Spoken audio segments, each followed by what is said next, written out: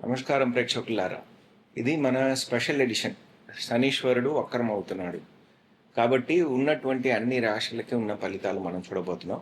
అందులో ఫస్ట్ గ్రహచారం ఉంటుంది. అందులో శనీశ్వరుడు వక్రమయ్యే దానివల్ల వచ్చే ఫలితాలు ఉంటుంది. అదేలాగా ఉన్న నక్షత్రాలకి ఒక రాశిలో 3 నక్షత్రాలు ఉంటాయి. ఆ నక్షత్రాల వారికి ఉన్నటువంటి నివర్తులు ఏమిటి అనే డీటెయిల్స్ అన్నీ ఉన్నాయి. ఈ వీడియోని పూర్తిగా చూడండి. ఇప్పుడు వీడియోలోకి వెళ్దాం.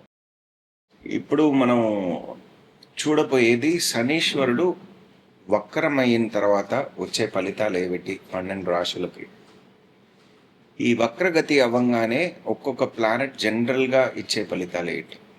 ఇప్పుడు శనీశ్వరుడు అనగా కర్మకారకుడు, అదేలాగా ఆయుదాయకుడు, రెండు మనకి శనీశ్వరుడే. శనీశ్వరుడు మనకి 12వ స్థానమైన మీన రాశిలో ఆయన ఉంటున్నారు. రేవతి నక్షత్రం 2వ పాదంలో ఆయనేమో వక్రమవుతున్నారు. ఉత్తర భాద్రపద నక్షత్రం 4వ పాదం వరకు వెళ్ళిపోతున్నారు. ఈ పీరియడ్ ఏంటంటే ఇది స్లో మూవింగ్ ప్లానెట్ కాబట్టి మనకి ఈ జూలై నెల ప్రారంభించి ఆయన వక్ర నివృత్తి అయ్యేది డిసెంబర్ 11న. ఇంతవరకు ఉన్న పీరియడ్లో ఈయన ఇచ్చే ఫలితాలు ఏంటి? ఎందుకంటే ఆయన కర్మకారకుడు. జనరల్గా ఒక గ్రహం వక్రం అయితే అది ఏం చేస్తుంది అంటే రాహుకేతువులతో పాటు కలిసిపోతారు. వాళ్ళు ఎక్కడ ఉన్నారో, ఏ స్థానంలో ఉన్నారు గ్రహచారంలో, అదేలాగా మన జాతకంలో ఎక్కడ ఉన్నారో ఆ స్థానాన్ని ఒక ఫలితాన్ని ఎక్కువగా ఇచ్చే ఒక సమయం ఇది. కాబట్టి కొద్దిగా జాగ్రత్తగా ఉండాలి ఈ టైం పీరియడ్. అది ఎస్పెషలీ ఏ ఏ నక్షత్రాల మీద కల్లా శనీశ్వరుడు వక్రం అవుతున్నారో వాళ్ళు ఇంకా అత్యంత జాగ్రత్తగా ఉండాలి. ఇది ఒక పాయింట్. ఇంకో పాయింట్ ఏంటంటే ఆయన మాత్రం వక్రం అయితే పర్లేదు, ఇంకో గ్రహం, ఇంకో 2 గ్రహాలు వక్రం అవుతున్నాయి అంటే అవి కూడా కలిసిపోతాయి రాహుకేతులతో పాటు. సో ఈ టైం పీరియడ్లో మనం చూస్తే శనీశ్వరుడు వక్రమయ్యేదేమో ఈ టైం నుంచి నేను చెప్పేశాను.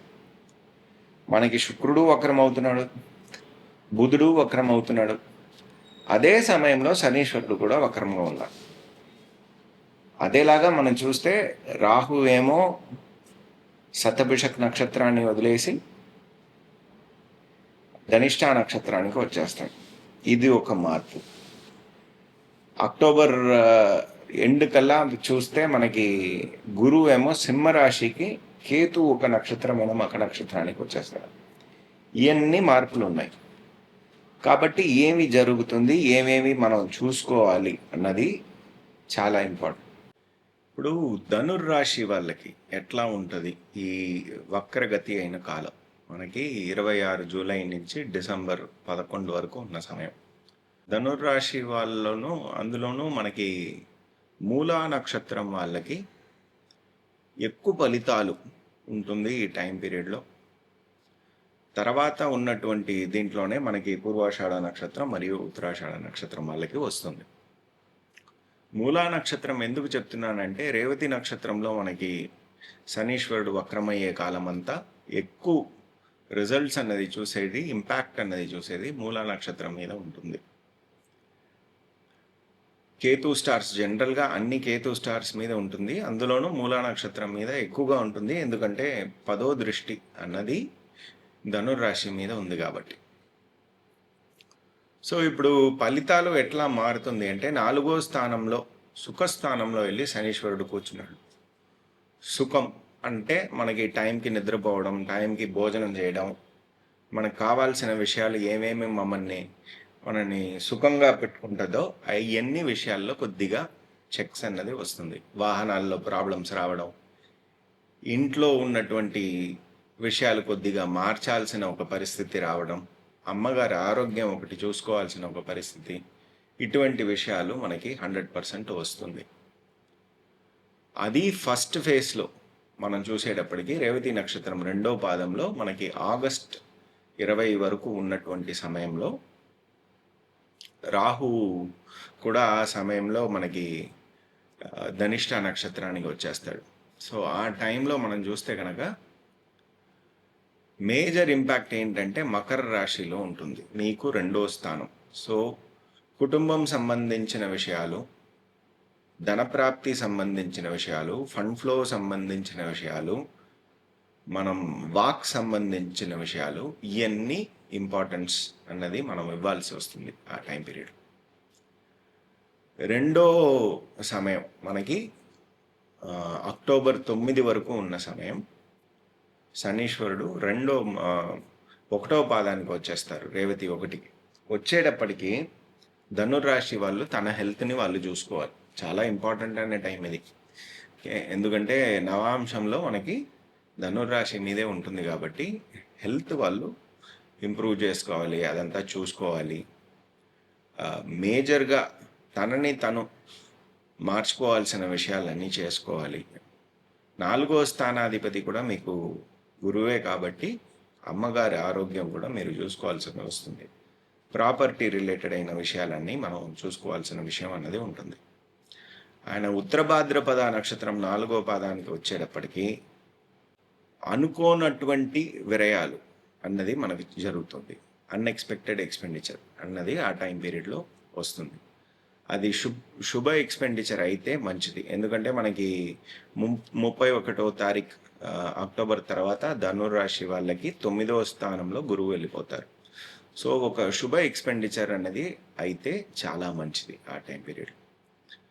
లేకపోతే ప్రాపర్టీ రిలేటెడ్ విషయానికి మనం ఏదైనా ప్లాన్ చేసామంటే అన్ఎక్స్పెక్టెడ్గా ఒక పెద్ద అమౌంట్ అన్నది మనం రెడీ చేయాల్సి వస్తుంది. లేకపోతే వాహనాలు ఏదైనా మనం రిపేర్ చేయాలి, కొత్తది కొనాలి, వేరే దారి లేదు, అటువంటి ఒక పరిస్థితి రావడం.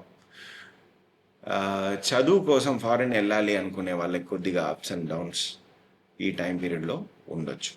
ఈ సమయంలో రాహు ఒక మూమెంట్ చూసేటప్పటికి ఆయన తులారాశి, వృశ్చిక రాశి రెండింటినీ మనకి ఇండికేట్ చేస్తున్నారు. ధనిష్ట నక్షత్రంలో ఉన్నాడు కాబట్టి ఆ టైం పీరియడ్లో మనకి ఉన్నటువంటి విషయాలు మేజర్గా మనం చూసుకోవాలి. షార్ట్ డిస్టెన్స్ ట్రావెల్స్ ఏదైనా చేస్తున్నాం అంటే జాగ్రత్తగా చూసుకోవాలి.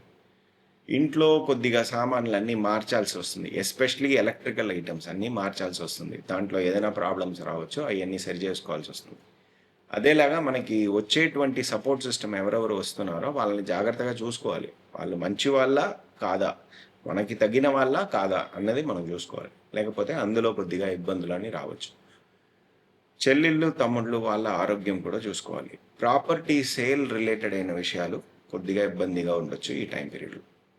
సో మేజర్గా ఈ టైం పీరియడ్లో ఇవన్నీ ఉన్నాయి. ఇందులోనూ స్పెషల్గా మనం చెప్పాలంటే అక్టోబర్ నెల 3వ తారీఖు నుంచి 14వ తారీఖు నవంబర్ వరకు ఉన్నంత సమయం కొద్దిగా అతి జాగ్రత్తగా ఉండాలి. ఎందుకంటే శుక్రుడు వక్రం అవుతాడు, మీకు 6, 11 రాశి అధిపతి ఆయన.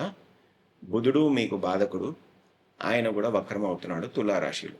సో ఇది మనకి తులారాశి నుంచి ఆయన కన్యారాశి వరకు వెళ్ళి మళ్ళీ రివర్స్ వచ్చేటువంటి ఒక పరిస్థితి. ఈ టైం పీరియడ్లో ఏంటంటే కొద్దిగా పెద్దలు, ఇంటి పెద్దలు ఒక ఆరోగ్యం అన్నది మనం గమనించి చూడాలి, వేరే దారి లేదు. అదేలాగా మనకి రాబోయే ప్రాఫిట్స్ అన్నది ఒక అప్స్ అండ్ డౌన్స్ అనేది దాంట్లో ఉంటుంది, అది చూసుకోవాలి. కొద్దిగా పుత్రుల గురించి కూడా కొద్దిగా బెంగ అన్నది ఈ టైం పీరియడ్లో ఉండొచ్చు. స్పెక్యులేషన్ అన్నది చేయకూడదు. ఇవన్నీ విషయాలు ధనుర్రాశి వాళ్ళకి జాగ్రత్త పడాల్సిన ఒక విషయాలు చెప్పేశాను. ఇప్పుడు మనకి నివర్తి ఏంటి? మూలా నక్షత్రంలో పుట్టిన వాళ్ళు, మూలా నక్షత్రంలో వాళ్ళు 100% చేసుకోండి, మీకు అత్యంత అవశ్యం ఈ టైం పీరియడ్లో. మూలా నక్షత్రంలో పుట్టిన వాళ్ళకి అతిదేవత నివృత్తి.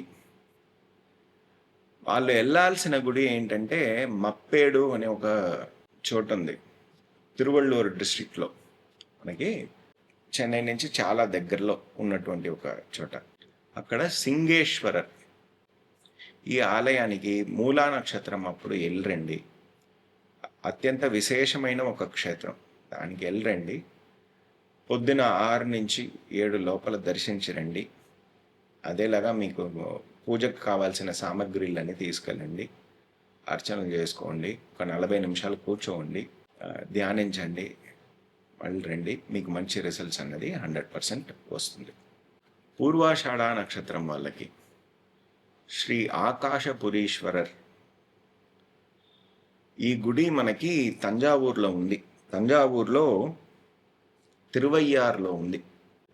అక్కడ మనం పూర్వాషాఢ నక్షత్రం అప్పుడు వెళ్ళడం, దర్శించి రావడం. ఇక్కడ ఎస్పెషలీ వాస్తు ఎవరెవరు చూస్తున్నారో వాళ్ళకు కూడా ఇది చాలా విశేషమైన క్షేత్రం. వాళ్ళు కూడా వెళ్ళి చూసి రావడం మంచిది.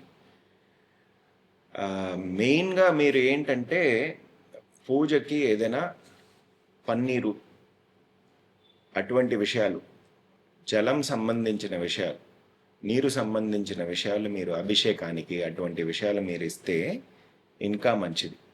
పొద్దున 6 నుంచి 7 లోపల దర్శించరండి. అక్కడ కూర్చోండి, పూజకు కావాల్సిన సామాగ్రిలు తీసుకెళ్ళండి, కూర్చోండి. అక్కడ ఒక 48 నిమిషాలు కూర్చోండి, ధ్యానించండి, రండి. మీకు మంచి రిజల్ట్స్ అనేది 100% వస్తుంది.